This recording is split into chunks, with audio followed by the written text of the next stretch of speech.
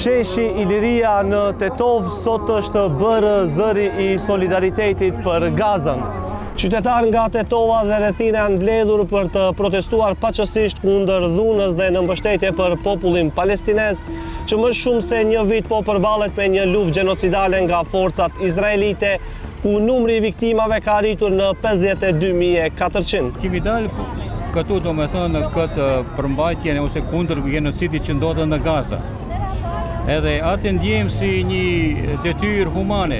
Kena dalë për të solidarizuar për fëmijët e Gazës.